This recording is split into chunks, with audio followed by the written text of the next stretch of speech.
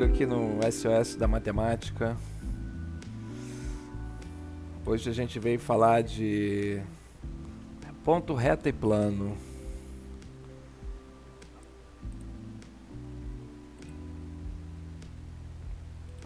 Para a gente falar de ponto, reta e plano, é importante a gente entender o que são axiomas. É o que dá base à geometria, né? Geometria plana que a gente estuda na escola hoje.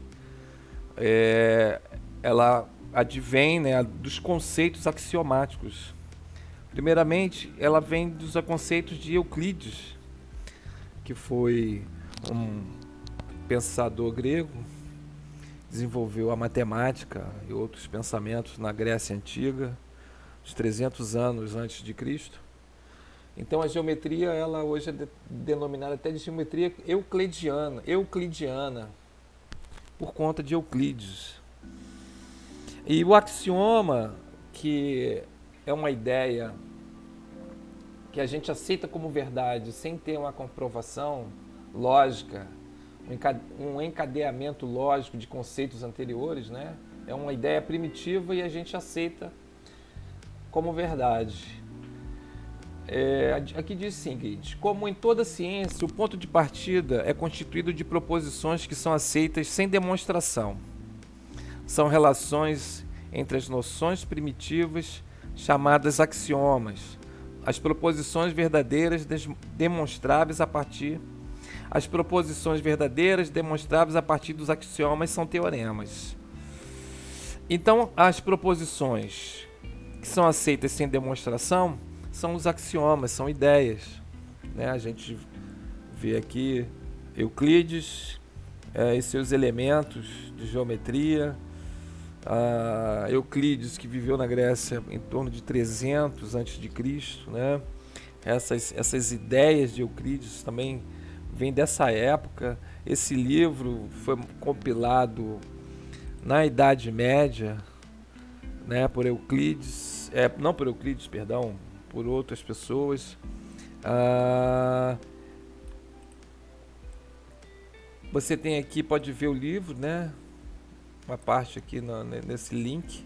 Você tem dois links aqui, Wikipédia falando dos elementos, outro do próprio livro das ideias de Euclides, né?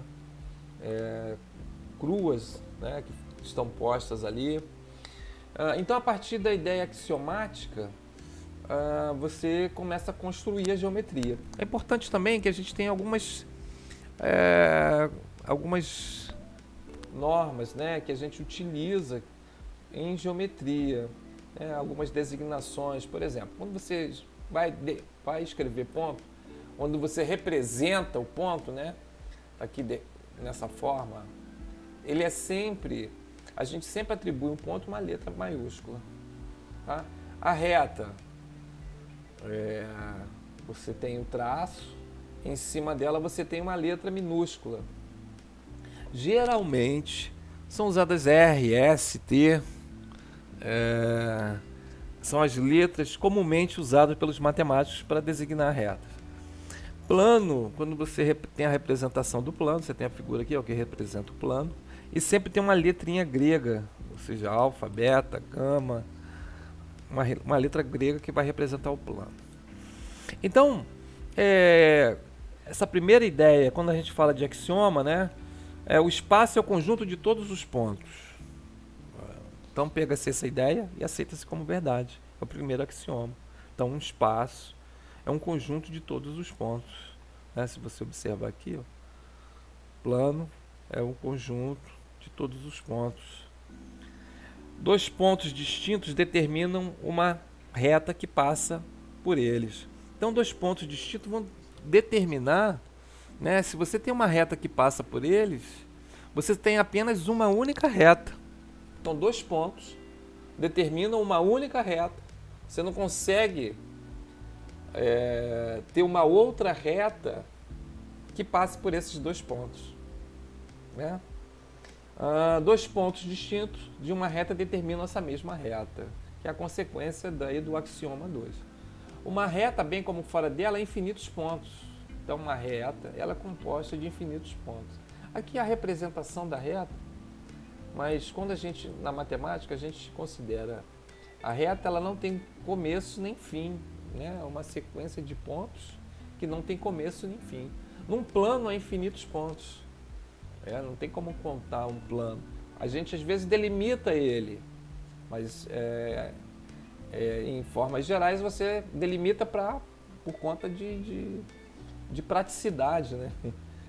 Mas de formas gerais ele é infinito. E a reta também. Você delimita, mas é questão de praticidade e de ensino. Mas ela é infinita. Não tem começo nem fim. 3 pontos não pertencentes a uma mesma reta definem um plano. Então eu tenho 3 pontos. Eles não pertencem a uma mesma reta. Então eles estão definindo esse plano alfa aqui. 3 pontos de um plano determinam esse mesmo plano. 3 pontos de um plano determinam esse plano. Então podemos afirmar que 3 pontos não colineares determinam um e apenas um plano. 3 pontos não colineares, eles vão determinar apenas um plano. Se eu tenho 3 pontos colineares, eles vão determinar mais de um plano. Aqui, ó, você percebe A, B e C estão na mesma linha. Então eles vão estar determinando aqui, ó, mais de um plano. Ok? Se 2 pontos distintos de uma reta pertencem a um plano, todos os pontos dessa reta pertencem a esse plano. Se 2 pontos, aqui o ponto A pertence à reta R, o ponto B pertence à reta R. Todos os pontos que estão entre A e B, que estão antes de A ou que estão depois de B, pertencem a essa mesma reta R. Se 2 planos possuem um ponto em comum, então possui pelo menos algum outro ponto em comum. Então se um plano possui, eu tenho um plano alfa, o plano beta. Se ele possui um ponto em comum, eu posso afirmar que esse plano alfa, esse plano beta possuem mais pontos em comum. Ok? Então a consequência desse axioma 7 aqui é o 8, a interseção de 2 planos distintos, ou é uma reta ou um conjunto vazio. Então se 2 planos eles se intersectam, né, você tem uma reta. A interseção deles é uma reta. São planos secantes. Se você tem planos, como você pode ver aqui, plano alfa, plano beta, eles não se tocam, então eles são paralelos. A interseção de 2 retas distintas de um plano ou é um ponto ou um conjunto vazio. A reta R está no mesmo plano que a reta S. Elas se intersectam no ponto A, a reta R está no plano alfa, reta S, reta R está no plano alfa. A interseção delas, né, elas só se intersectam em apenas um ponto. Se elas não se intersectam, elas estão no mesmo plano e não se intersectam, então elas são paralelas, né? O conjunto vazio é porque não tem nenhum ponto de interseção.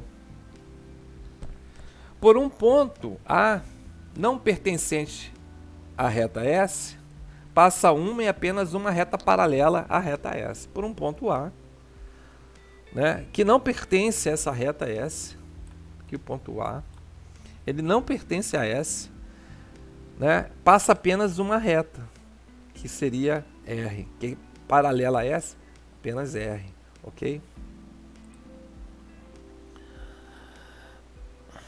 Por um ponto não pertencente a um plano, passa um e apenas um plano paralelo ao primeiro, né? Aquela ideia olha, por um ponto não pertencente. Então o ponto A não pertence ao plano alfa, né? E por esse ponto A só vai passar apenas um outro plano paralelo a esse plano alfa primeiro, né? Aqui temos algumas ideias, né, que surgem desses axiomas, né? Se o ponto A está em cima do ponto, está junto do ponto B, né, eles são coincidentes, senão eles são distintos. Aqui o ponto A pertence à reta R, aqui o ponto A não pertence. Aqui uma reta está sobre a outra, então dizemos que elas são coincidentes. Aqui uma não tem um encontro com a outra, não tem nenhum ponto de encontro, né? Não tem nenhum ponto em que elas se encontram, então são distintas, são paralelas. Quando uma reta S encontra uma outra reta no ponto A, então elas são concorrentes, né? E aqui você tem retas que são reversas. Uma está num plano e o outro está no outro plano. Ok? Para determinar um plano, você tem algumas ideias, né? Você tem alguns conceitos que precisam estar bem destacados. Então, primeiro, 3 pontos colineares, né? A gente viu isso, determinam um plano. Uma reta e um ponto não pertencentes a essa reta determinam também um plano, então podem estar no mesmo plano. 2 retas concorrentes, tá? Tenho 2 retas, a reta é essa, elas são concorrentes, elas se encontram num ponto, então elas determinam um plano. Se elas fossem reversas, né, não poderia dizer que elas não determinam um plano. 2 retas paralelas distintas, se elas são paralelas, tá? Então elas estão no mesmo plano. Então essas ideias, né, para determinação, são conceitos que mostram a determinação de um plano. Essas ponto reto e plano, eu tenho aqui como fonte de consulta Matemática do Ensino Médio, Fundação Getúlio Vargas, Miguel Jorge, né? Tem Fundamentos de Matemática Elementar, o volume 9, Geometria Plana, o livro do Augusto César Morgado, Geometria 1, Augusto Morgado, Eduardo Wagner e Miguel Jorge. Obrigado.